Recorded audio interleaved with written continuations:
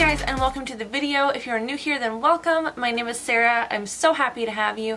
And since the last time we spoke, the last video I made, I definitely had a lot more hair than I do now. So I definitely chopped off a good 7 or 8 inches of my hair. I thought about it for a while and I finally made the decision and I did it. I have had this same length, I suppose you could say, about 2 years ago, and I do remember really liking it. As of my last video, I think it was probably like just after the boob area, and now it is sitting here. So I'm still learning how to style it, but so far I think it looks okay.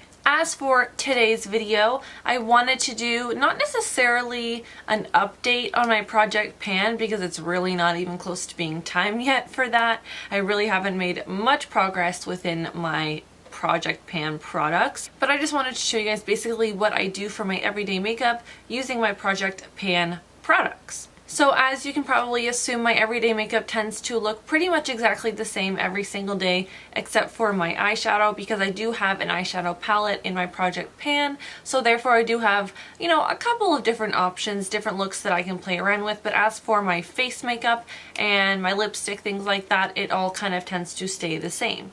So because usually I don't want to show you guys exactly the same looks in every single video or have the same makeup in every single video, I wanted to dedicate one specific video to showing you guys what my everyday makeup has been looking like and will probably look like over the course of this year.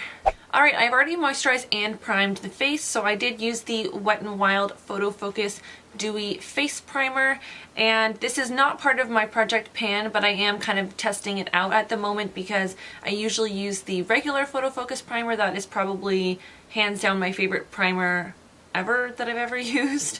So I saw the dewy version in the store and wanted to pick it up, give it a go. So I put that on my face, and now we can move on to brows. So the first item from my Project Pan is going to be the MAC brow pencil in the shade Lingering. And so this, the only thing I don't like about it is that it doesn't have a spoolie on the other end. So I do just take a spoolie of my own choosing. And so this is one of the products that I actually do think that I will be going through the fastest. Now there's this part on the pencil, to be honest, that is no longer there because it seemed like it was there for grip to twist it up, but it literally just fell off. So I don't know necessarily if there's just not a lot of product left in this or if you really do need that extra grippy piece to twist it up, but I've been having some trouble. Either way, let's get started and do these brows.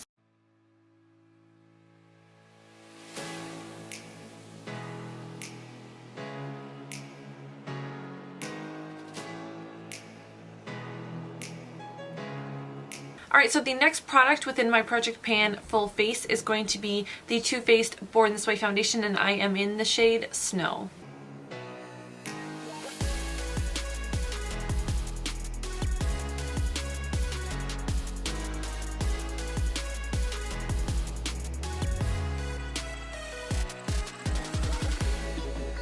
Alright, so for my concealer, I did not put a concealer in my Project Pan, so I'm just going to go ahead and go in with the Wet n Wild Photofocus Concealer. This is probably one of my favorite concealers that I've ever used, next to probably the Maybelline Fit Me. Although I do hope that they come out with a bigger shade range, because right now I'm using Light Ivory, and this is the perfect shade, I guess, to match my skin tone, but not necessarily to highlight any of the areas that I'm concealing. So I don't really mind that much, honestly, whether my under eye is like beaming to the gods or not, but I definitely really do love this concealer, and it does kind of keep more of a natural look to the skin anyways, and that's pretty cool.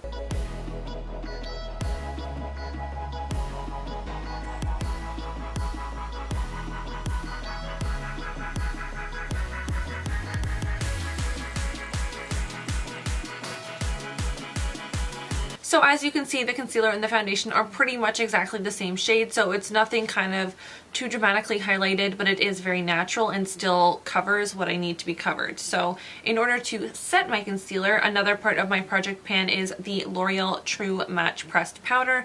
This is in the shade Neutral N1 Soft Ivory. And my preferred method of using this is with a dampened sponge.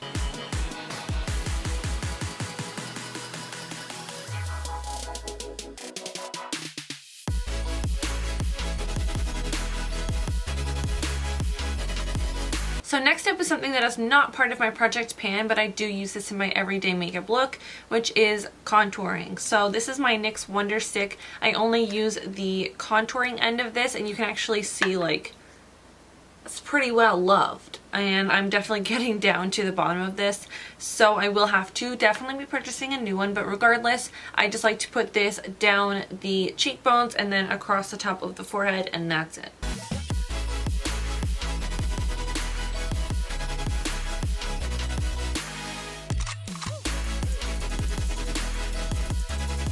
Next up for my project pan is the Physicians Formula Bronze Booster. This is an amazing bronzer, but it lasts like a really weirdly long amount of time.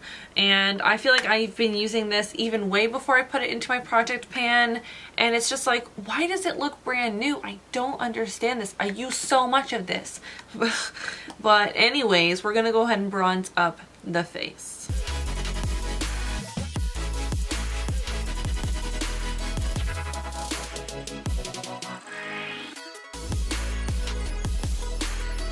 Next up for my project pan is this blush from the Body Shop. This is the Shimmer Waves in the shade 04 Coral.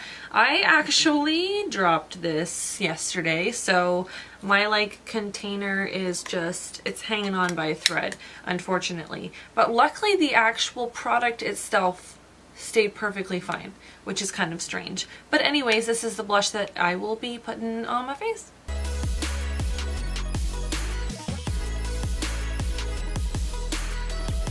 Before moving on to the eyes, the next product for my project pan is this Bare Minerals Translucent Powder Duo. So I've only included this product in my project pan, the illuminating one, because the other one is a mattifying powder, and I don't really like a matte look. So I'm just going to be pressing the illuminating side into the skin, and the reason why I do this after my bronzer and my blush is not only to set everything in place, which it's pretty much already set, but also sometimes I feel like I overdo it on the bronzer and the blush, and this just kind of tones things down. So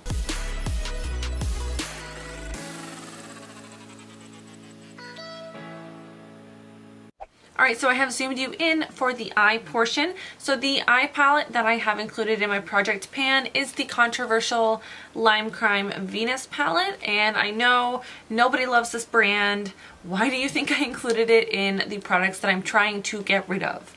But I do actually really like this palette. I think the quality of the shadows is amazing and the colors are very, very beautiful. But I do really just want to get it out of my collection, as I said in my original project pan video, because it's pretty controversial and nobody really wants to hear about it. So let's get started. So I'm going to start by going into the shade here, which is Rebirth, and I'm going to be taking that on the Vintage Cosmetic Company Step 2 brush. And basically I'm just going to go ahead and apply that into sort of the crease and the outer V, just as a nice kind of transition shade.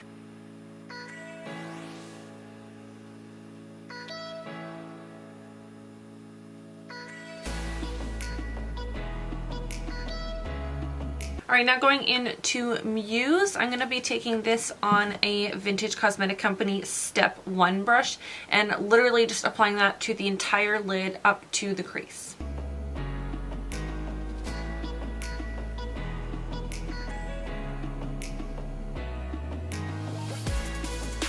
So that really does look like crap for now. So we're gonna just go ahead and take this same shade we started with, Rebirth, on the same Step 2 brush. And we're basically just gonna do the same step, but this is just gonna blend out the harsh line, make everything fade really nicely.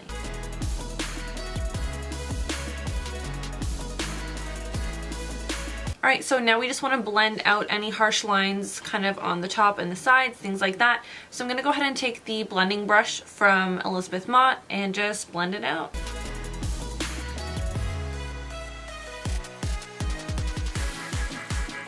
Now that everything is blended out, we're going to go into the shade Shell, and I'm just going to take this on my finger and just pop that in the center of the lid.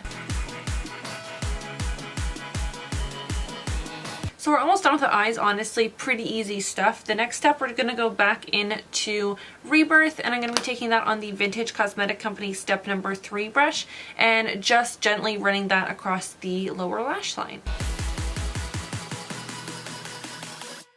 So last step to finish off the eyes, I'm going to go into the shade Aura and put that onto the brow bone and the inner corners.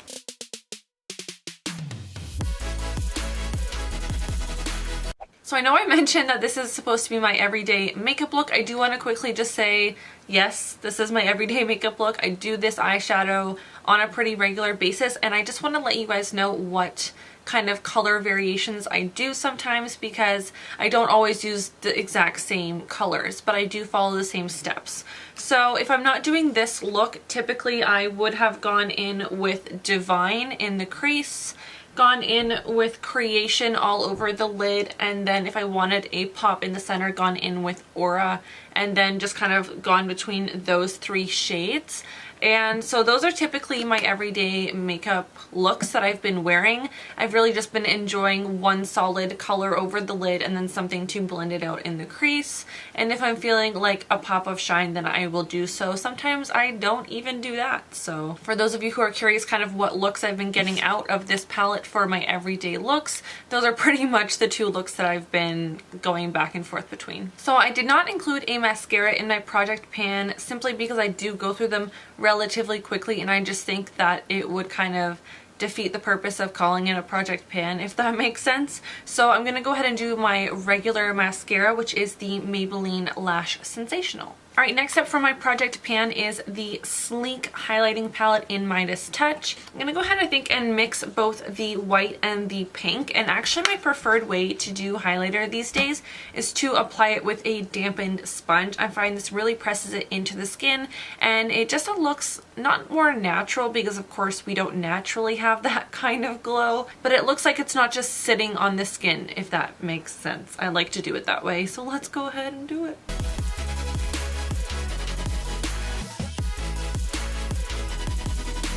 Next up, the lipstick that I have in my project pan is the Maybelline matte lipstick in the shade Daringly Nude. I thought it would be good to add a lipstick in my project pan, but do something still on the neutral side that I can wear it with every single makeup look no matter what. And I actually would say that I'm doing a pretty good job with this one, because there's, I don't know, I feel like this is like less than half of the normal amount that you would have in a lipstick. I mean, I definitely used it quite a bit before I went ahead and put it in my project pan, but it is a very nice lipstick. I've just had it for way too long.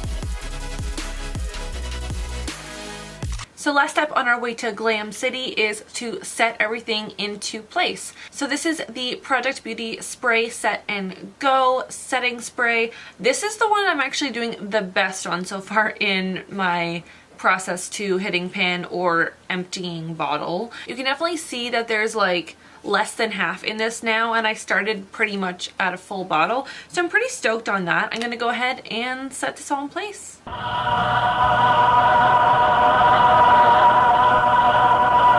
Alright guys, there you have it. This is my full face of Project Pan products, and this is pretty much what my face looks like on a day-to-day basis, except for the eyeshadow, which literally just changes from one shade to another, but it's pretty much the same steps. I definitely picked products for my project pan that I still like, but at the same time need to go. So if you were curious on what my face looks like every day, then this is definitely it. If you like this video, go ahead and give it a big thumbs up. It definitely does help out my channel, and if you guys want to, you can subscribe. There's no pressure. I do put one video out every single week. Sometimes I aim for 2, but most of the time I can promise you at least 1, and I will see you in my next video. Bye!